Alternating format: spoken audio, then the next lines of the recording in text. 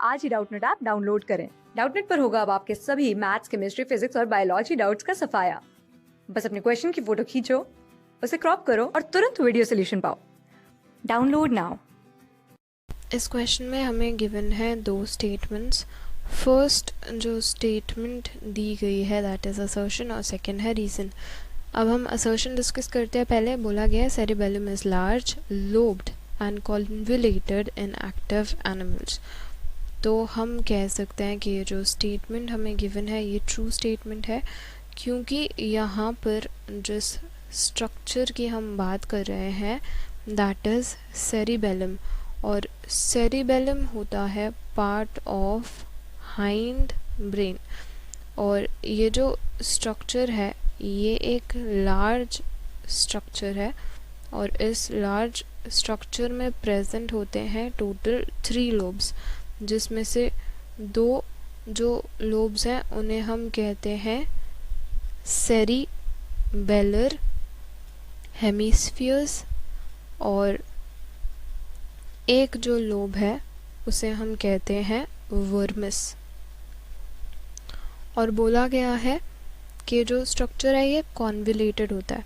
तो ये स्टेटमेंट भी यहाँ पर ट्रू है, क्योंकि यहाँ पर हमें ग्रूव्स एंड रिजेस देखने को मिलते हैं ऑन दी डोर्सल सरफेस, जिसे हम कहते हैं सेरिबेलर कॉर्टेक्स।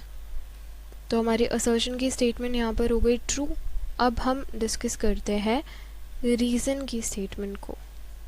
तो रीज़न में यहाँ पे बोला गया है that cerebellum coordinates voluntary movements and helps to maintain the posture and equilibrium। तो हम कह सकते हैं कि यहाँ पर ये जो स्टेटमेंट हमें दी गई है regarding the function of cerebellum ये भी ट्रू है, यानी कि ये जो स्ट्रक्चर है ये हेल्प कराता है in proper coordination of voluntary functions. यानी कि ये जो स्ट्रक्चर है ये प्रॉपर सिंक्रोनाइजेशन कराता है उन सारे फंक्शंस का जिन फंक्शंस को हम कर सकते हैं control by our will power. और सेकंड जो मेन फंक्शन होता है इस स्ट्रक्चर का that is posture and body balance maintenance. अगर कोई इंसान होता है इंटॉक्सिकेटेड बाय अल्कोहल, यानी कि अगर कोई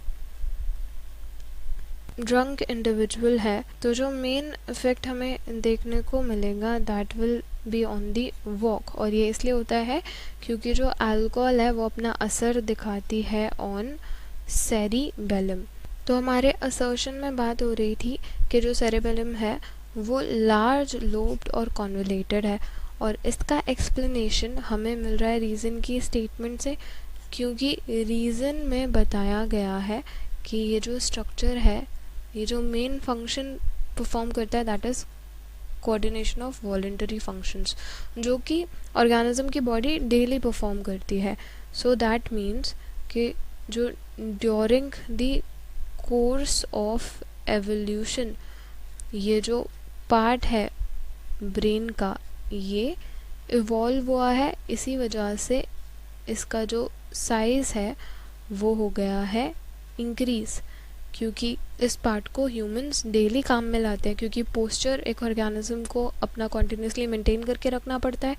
तो यहाँ पर फंक्शंस के बेसिस पर जो इसका स्ट्रक्चर है जो अब हो गया है वो एक्सप्लेन हो रहा है। तो हम कह सकते हैं कि करेक्ट आंसर इस केस में बनेगा ऑप्शन ए, कि दोनों जो स्टेटमेंट्स हैं ये करेक्ट हैं और हमारा जो रीज़न है वो करेक्टली एक्सप्लेन कर रहा है असर्शन को। क्लास 6 से 12 से लेके नीट, IIT, JEE मेंस और एडवांस के लेवल तक 10 मिलियन से ज्यादा स्टूडेंट्स का भरोसा। आज ही डाउनलोड करें डाउटनेट ऐप या व्हाट्सएप कीजिए अपने डाउट्स 8400 400 400 पर।